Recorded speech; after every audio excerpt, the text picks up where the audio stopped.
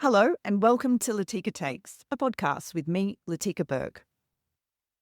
Hi, welcome back to the podcast. So just after I got back from Ukraine, I raced to Westminster to interview the Deputy Leader of Reform, Richard Tice. Now, I, for one, am taking Reform very seriously as a party and a movement in the UK. The Tories currently are Cactus, Kemi Badenoch, the Conservative Party leader, who I hear you saying? Yeah, exactly. Moving on, Keir Starmer has around, I think, 12 months to cut through and make a serious policy gain on either the economy, the NHS, or migration, or else. And the else really is reform. Sure, Nigel Farage has led movements to success and then spectacular bust up before they get over the pinnacle, but it does feel like this time it's different. Reform so far isn't imploding. When there have been mistakes in infighting, they've pretty swiftly addressed and corrected them. And of course, there's this general sense of malaise in Britain, which is what I think really is fueling reform. Not all of it is justified, but for sure the NHS is creaking. Crime is a huge problem, as I and some friends who've recently visited London can attest. Migration, particularly illegal boats coming across the channel, remains unsolvable. And the Bank of England just cut interest rates this week, despite inflation climbing to 3.6%. So that just shows you the concerns about the weakness in the economy. But one area where the government, I think, and is widely regarded in the UK, is doing well is foreign policy. Keir Starmer has managed Donald Trump artfully, for example. And reform, well, this, I think, has been a weak point for them, particularly Nigel Farage's perceived sympathies with Vladimir Putin. And I happened to raise some of this in a conversation with Richard Tice, who is the Deputy Leader of Reform. In fact, he was the leader and stood aside for Nigel to come back willingly. And he said, well, no, I think you've got our policies wrong. Here's what we think on this, this, and this. And I, of course, as you listeners would expect and know of me, was quizzing him on things about Russia and China mostly. And so I was quite surprised to hear some of his positions. And I said to him, look, I didn't know you held these positions. I think you should put them on the record. And would you like to do that with me right here on my podcast? And I'm very, very happy to say that Richard Tice accepted. And so I began by asking him, for people who don't know what reform is, they might think it's a populist party or a bit of a British MAGA. I asked Richard Tice to describe how he would describe reform. I would describe us as the party of conviction, of common sense, who is basically saying the two main parties have failed and people are getting poorer. It's a great nation. We've got huge opportunities, but it's all going wrong. We're being badly led, badly run, badly governed, and we think we can do better. And if you believe in democracy, having more choice, more options is a good thing. And we seem to be doing something right because we're leading in the polls. Yes. So for the purposes of this interview, this is a foreign policy interview, I'm going to treat you like you are a potential government, because that is what all the polls say. So I think, firstly, can you win without Nigel Farage? We can definitely win with Nigel, and we will win with Nigel. Of that, I've absolutely no doubt whatsoever. And Nigel's the most experienced, probably the most well-known politician in the UK. He's been at it for 25 years. And so, yeah, we can win it without him? We're going to win it with him. That's a very neat answer. You're being a politician. I thought you weren't going to be a politician. I'm being honest. Because why would you want to win it without him when you know you can win it with him? It's as simple as that. It's just in terms of durability. If he goes under the proverbial bus, as we like to talk about in politics, is reform's fate tied to him as the identity? We are growing at such a speed, such a pace. We're now a real thing, and the genie's out of the bottle, and there's some great people involved. But be under no illusion, the plan plan A, B, and C is to be involved with him as our leader. So you are Reform's foreign policy spokesman. In a sense, yeah. Look, we're all generalists in a way. Yes. I deal with, because I'm sort of amongst the most experienced after Nigel, I deal with a whole range of issues. And they do all interrelate. How do you want the war in Ukraine to end? Soon is the first answer, as soon as possible. I've been to Ukraine in the first couple of months of last year, 2024. I drove a 4x4 truck full of aid. I bought the truck, made a 5-figure donation, and with a bunch of other folk, filled it with first aid kit. We drove over to Lviv and handed over the trucks and the equipment to frontline troops, and met people making the drones, which was fascinating, understanding how the drone technology changes so quickly. And then sadly went to cemeteries and saw the hideous consequences of war. So it needs to end. And hopefully the pressure from Trump can help accelerate that. The thing about almost all conflicts and wars, the vast majority end up in some form of negotiated compromise. And that is always difficult. It involves a lot of discomfort, a lot of tension, and no one's going to get everything out of it. So for there to be a negotiated settlement in Ukraine, there's going to be some compromises. That's just the harsh reality of life, which the purists will shout at me and say, that's appalling. Why are you saying that? Well, partly because I've spoken and seen Ukrainian mums and sisters and grandparents of those who've died wanting it to end. And in the same way that we've been in other war zones, we've had our own conflict in Northern Ireland. And that came to a negotiated settlement in 1998 with some really difficult compromises. And here we are 27 years later. And is it perfect? No. But is it better than what was going on before? Yes. And I also believe that you have to try these things. There's no guarantee of success. I've openly said it's not my job or our job to criticize world leaders in a difficult, whether it's President Zelensky or President Trump. They've all got their pressures. I think ultimately they all want peace.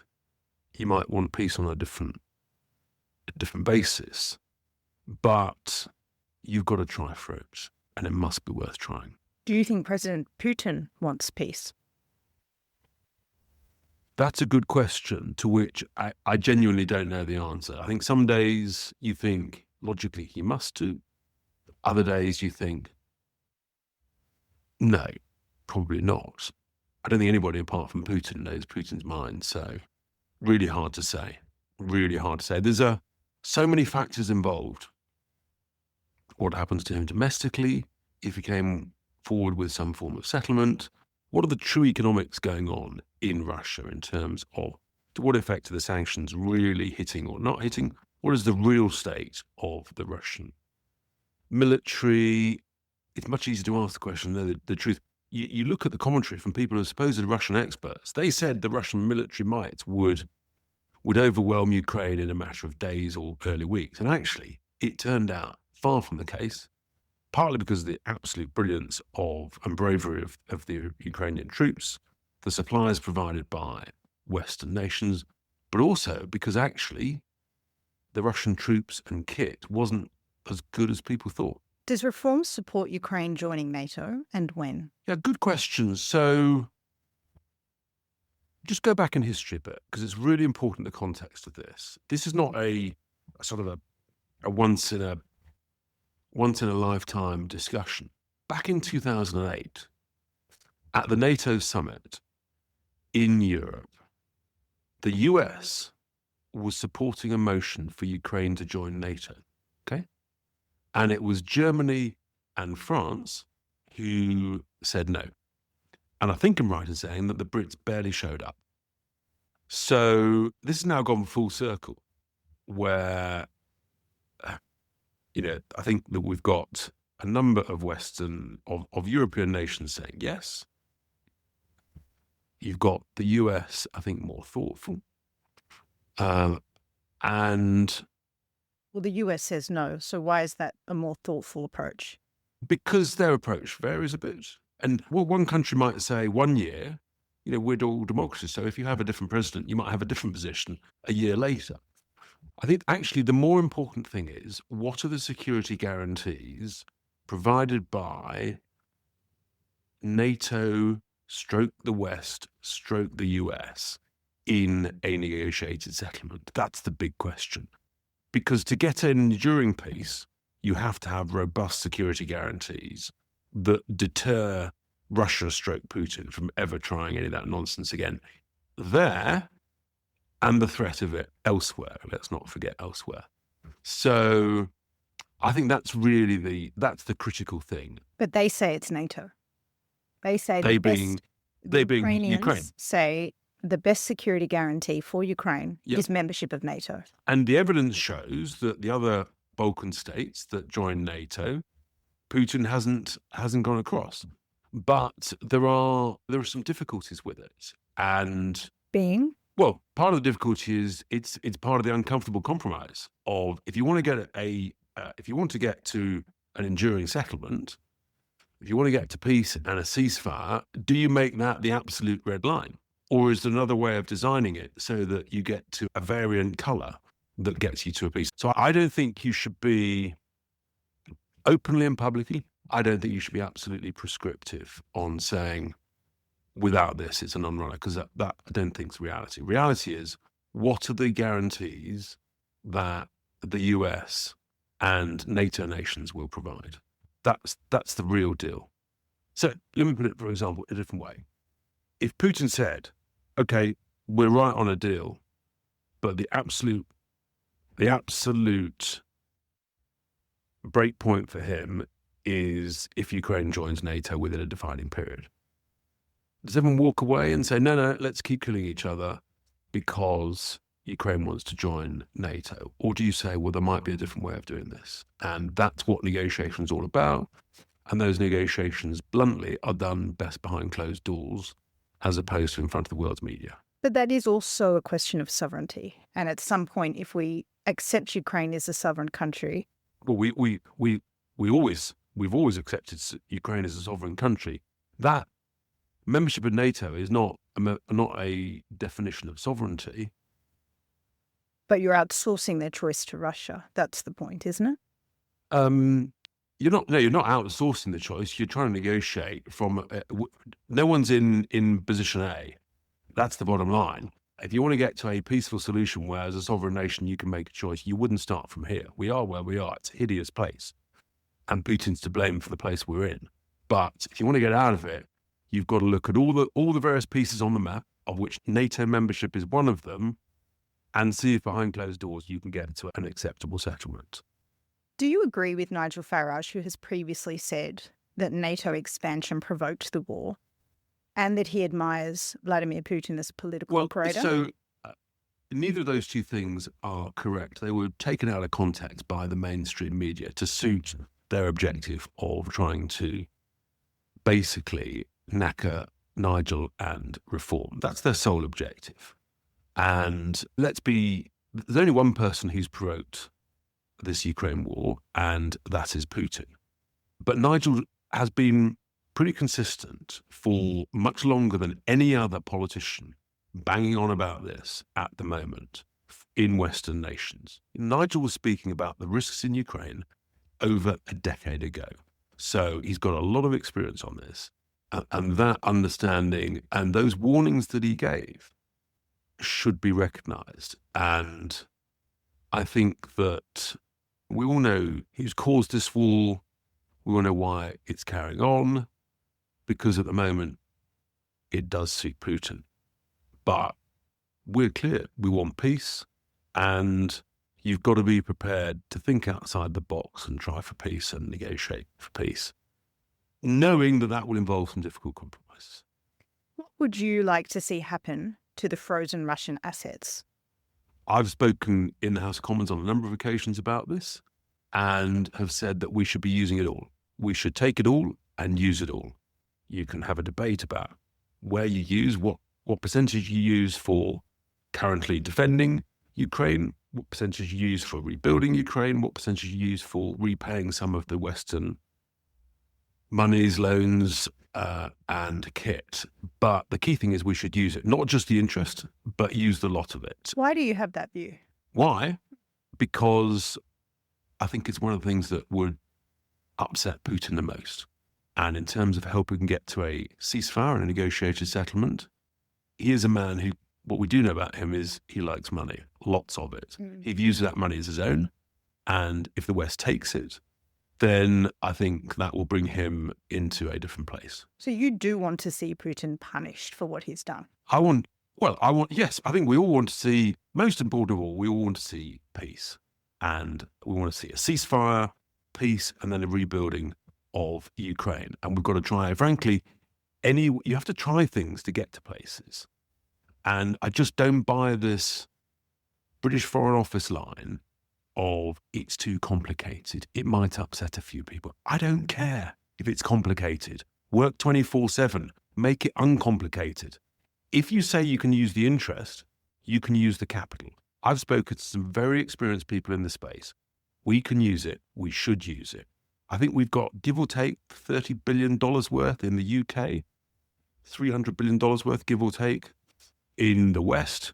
Let's lead by example. We often hear government spokespeople saying we should lead by example. Let's lead by example. Take it, use it, and then basically demand that others do the same. What is your view of China's role in sustaining, fueling, and equipping Russia's war effort? It's hard to know because it's very hard to trust any information that comes out of China. It's hard to trust any information that comes out of Russia. What's pretty clear is that, and it's not just China, of course, what's going on with North Korea, for example. But it does look as though China and India are essentially buying dirty energy, dirty fuel at lower prices from Russia. There are then serious allegations they are essentially greenwashing that energy, that fuel, and then reselling it back to the West. I don't know the degree to that, but those sorts of things are clearly very bad. You could argue that means sanctions are failing. I think you've just got to keep doing better. But this war probably suits China in the round, because my fear about that, and just after Russia invaded Ukraine, I actually funded a paper by the Henry Jackson Society on the sanctions that we should be telling China will be imposed on them if they invade Taiwan. And they need to know that the West would come down on them like a ton of bricks. And that may not be militarily, that may be in terms of trade and economics, cooperation, research. It may be stopping all students, all visas, who knows what that might be, but a whole raft of sanctions. So I think this war may suit China, and I think we've got to make it clear to China that it's the wrong place to be. That's the wrong side of history. John Healey, the UK's Defence Secretary, has been in Australia, and he has said for the first time that the British would fight alongside Australia if there was a conflict or a war over Taiwan. Would a reform government also do that? I saw those comments, and then I actually read further down the article, and I'm not actually convinced that's exactly what he did say. It is a little bit more nuanced. I think it's more nuanced than that. But he did say for the first time fight and Taiwan in the same sentence, and UK. Yes, which is and I think the line of strategic ambiguity that is pursued by the US on the basis of their 1979 Act of Congress is, I think, the smart one, where you keep options open, you keep China guessing. And that's why, as I just touched on, you've got to make it clear to China early doors, we should be doing this. And I don't think we've done enough to make clear that it would not end well for China in a variety of ways. And in a sense, that's why being strong on Ukraine is very important. And China economically will play on any weakness. So that's really the overall position. But whatever we do, and John Healey, I think I've heard him lots of times. He knows what he's doing. I think he's actually been pretty robust, pretty strong as a defense secretary. He's very honest about where things are going badly, and sadly in many areas, particularly around procurement, things that haven't gone well. So, we wish him well. This stuff's not easy, but I just think we've got to be really robust with China in many areas. And what does that look like? What would you actually be doing and saying now? now? I would be re-emphasizing and enlarging on what I funded through the Henry Jackson Society about the sanctions that would come down on China, and say to British companies, you need to diversify away from China as a low-cost production center. And look at what the US have done with the Taiwanese chip manufacturer. And they basically persuaded them to establish a factory and a presence in the US to de-risk that. Well, I think we need to be saying to lots of corporates, you need to de-risk from China, and you need to have a plan B and a plan C. And that China is most concerned over the very long term about the money, economic strength, and winning the economic battles. Well, we can play them at their own game. Interestingly, de-risking actually came out of Brussels. And both Europe and the US are trying to re-industrialise. Is that a goal you support for Britain? And how massively? We're the only party in the UK that is talking about re-industrialising, and the quickest, fastest way of doing that: scrap net zero. Net stupid zero is driving up our cost of energy. It's making us desperately uncompetitive. We've got businesses from steel to chemicals to oil and gas. We've got the oil refinery in northeast Lincolnshire at Lindsey shutting. We've got Grangemouth Chemicals refinery production shutting. All of these businesses shutting down. The automotive industry in complete turmoil, all because of net stupid zero. Scrap net zero, cut energy bills, and that's how we can re-industrialise. We know that it's the industrialisation that creates wealth and prosperity. So there's a lot of bills you're going to have to pay to meet a lot of your objectives, because on one hand, you do want to continue welfare, you want to re-industrialise Britain. How are you going to pay for things like defence spending? Your platform, for example, says, I think it's 2.5%. This is so last year, and 3 by 6. We led the way once again. You did, yes, because we were the only party that put a specific 2.5% on defence spending on GDP in 3 years, 3% in 6 years. We said you pay for it partly by dramatically reducing the foreign aid budget. I'm delighted that Keir Starmer listened and learned from reform and has done exactly that. Whether he actually delivers is questionable. But scrapping net zero, I said 15 months ago it would save 30 billion a year. Everyone scoffed and said, what's Tice talking about? 2 weeks ago, the OBR confirmed that scrapping net zero, well, the cost of net zero to the taxpayer, 30 billion a year. In other words, Tice is right. And on welfare, we want smart welfare that protects the genuinely vulnerable, the genuinely disabled, the genuinely needy. What we don't want is massive welfare abuse. And that's what we've got. Huge abuse of the welfare system, particularly by overseas nationals, and the whole immigration debate, which obviously we're very strong on. We've always been sold the great mantra for the last 15 years. We need lots of immigration in order to do the jobs that the Brits don't want to do. Well, okay, so if people are coming here to work, why do you need to pay them any benefits? Either work or go home. Don't pay any benefits whatsoever. Why should we pay any pensions to foreign nationals? Question mark. I think the worry is there's a lot of sympathy for your policies, but the sums might not add up at the end of the day, because you've got a lot of grand plans and big costs. And let me tell you, the sums do add up, more than add up. So I was the first person to raise the issue of the Bank of England voluntarily paying interest on the QE reserves. Back a year ago, it was 35 billion a year. Now it's the equivalent to 25 billion a year. It's the first one to say they should stop doing this process called quantitative tightening.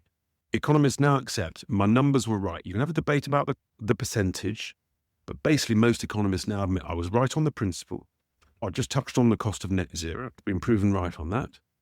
I said we could save £5 and 100 of government expenditure. We're literally just a few months into looking at the council expenditure, the 10 councils we control. Let me tell you that I think we might have been conservative on the amount of grotesque, negligent, wasteful spending that's going on in councils. The abuse, the incompetence it's a scandal, actually. It really angers me. And so, yeah, we can save money. And what we'll do is we'll save the money, get rid of daft regulations, and then you can have performance-related tax cuts. So you can have some early tax cuts, and you can set a direction of travel of the tax cuts you want to make over a lifetime of a parliament. And in fairness, that's what George Osborne did with corporation tax, so that you can then basically create the conditions for growth, create an attractive environment where people say, yeah, actually, I want to come back here. I understand you're going to scrap inheritance tax early doors. And that way you can create the growth and you can pay for it. So, and the reason that we probably know more about this than anybody is because the likes of Nigel and I, we have been around the block. We're both 60, 61. We've run businesses. We've made money. We understand this stuff. So back to defence spending. Your platform was released before the new NATO target. Would you commit to the new NATO target? That's about 40 billion, 3.5% by 2035. I think that is regrettably almost inevitable, or earlier. It may have to be earlier, depending on the geopolitical system. I've been saying recently that what we thought last summer of 3% may not be enough. Sometimes also, let's be clear that governments are very good at fiddling the numbers. There's talk of 5% involving a bunch of nebulous stuff, frankly. What's more important is that you spend it well, that you buy well, you procure well, and you've got the right kit, preferably where you can, using British supply chains as much as possible, British steel, this sort of thing, so that you help the re-industrialisation of your economy and that you get a multiplier effect that helps pay for it. So you're saying you would like 3.5% earlier than 2035? I think we may well have to end up there. We haven't got a definitive, it's got to be by X date, but we were definitive on 3% within 6 years of 24, which takes you to 30. But given what's going on in the world, that may have to come forward. And given what I'm seeing of finances elsewhere, I think you could easily find it. And particularly if you're smart about, which the MOD is not, but if you're smart about how you buy kit, how you train your troops, how you recruit your troops, not using useless outsourcing companies, but using the talents of your veterans who are incredible assets, then we could spend money better and end up with a much better result. So some quick fire questions on current Chinese-related policy issues. Would you want China placed in the enhanced tier of the foreign influence registration scheme, something the Labor government has chosen not to do? This would require people lobbying on behalf of the CCP to undergo greater checks. Yeah, I'm very anxious. We're very anxious about multiple areas of what China is doing. And I think we need to be much stricter on it. I don't think we should be accepting the new proposed Chinese embassy, for example, in the heart of the city of London. What's that all about? What concerns you about that? Multiple things, actually. The quality of the location, the strategic importance of the location, the risks that they could use it in some way to destabilise parts of the city of London, probably through hacking, through tech, for example. We know this is what sometimes happens. And we've got to be alive and well to that. And some of the stuff I've read is pretty uncomfortable. And what's wrong with their existing embassy? Why do they need a bigger embassy? You obviously saw Keir Starmer promise Xi Jinping that he would take another look at that. Do you think Labor has been too permissive towards China so far? I think they have been so far. The number of their visits to China surprises me. This is on the back of a Tory government that for 14 years was far too permissive of China. And so you didn't believe in the golden era? No, I never believed in the golden era. I was anxious about it. And let's remember, it was President Trump that forced Prime Minister Boris Johnson to get rid of Huawei out of critical national infrastructure. Nigel and I were saying it at the time. We were tearing our hair out on this stuff. It was so obvious. So, yeah, we are very cautious about what their objectives and their motives are. Do you think that TikTok is being used for disinformation deliberately? Because this is a platform that you've benefited from, President Trump has benefited from, but there was actually a law in the United States to divest it from its Chinese ownership. And that, I believe, has happened. Is that correct? Not quite. Not quite. Trump has stalled it, He's and stalled there are it, but negotiations. there are negotiations going on, but but again, in a sense, that's classically Trump-esque. But the question is, the question do you think TikTok is a... You've been listening to Latika Takes with me, Latika Burke. You can find my work at latikambirk.com and this podcast where you find all your podcasts. See you next time. Danger under Chinese ownership. Well, obviously, it is a Chinese-owned firm. I've expressed on air, actually, when I was presenting concerns about TikTok, particularly in the education world with children, because the way it operates in China is very different to the way that it can be used by children. They don't allow it in China. They don't allow it. Funnily enough. So those are the reasons that I'm very anxious about it. And do anything about it? Well, let's keep talking about it is the answer. There's a lot going on, but I think we need to know a lot more. The whole issue of social media amongst under 16s is a really big issue. Parents are demanding action on it. And well, Australia has just banned social media for under 16s. Australia's just banned it, which is very interesting. I was at a meeting just here in the Parliament 2 weeks ago on this very issue. And I'm aware of some very interesting tech that will help that process. For example, British... Do you support a ban, social media ban? We're looking at it very closely. And the film that I saw a couple of weeks ago, the stories you hear are heartbreaking. And I've seen, for example, the benefits in a school that I was a governor of, where when they banned mobile phones for the whole school day, it was the single feature and factor for improving student behaviour of anything, in terms of pupils talking to each other, not bullying each other, working better, educational outcomes, was a game changer. So, yeah, I think we've definitely got to be looking at it. And sometimes these things, you shouldn't be afraid to try things. And you're very Trump-esque in this, I think. Well, I think you've just got to, sometimes you sort of say, well, you can't do it because it might do this and this. Well, you don't know, so why don't you try it? Try it in an area and see how it plays out. And that's my view. We've come to the end of our 30 minutes. I think I'd like to ask you broadly, if you are in government, how do you see Britain's role in the world? What kind of Britain will you lead on the world stage? Dynamic, optimistic, leading the way. But to do that, we've got to be economically successful. We've got to be respected from a defence perspective. And we've got to be trusted to be a safe, secure environment to come to live and work. And we've got to be trusted to be true to our Christian values of who we are, what Britain is all about, and have confidence in ourselves. And regrettably, that's not where the UK is at the moment. But under a reform government, that's where we'll go back to. Richard Tice, thank you for joining the podcast. Thank you.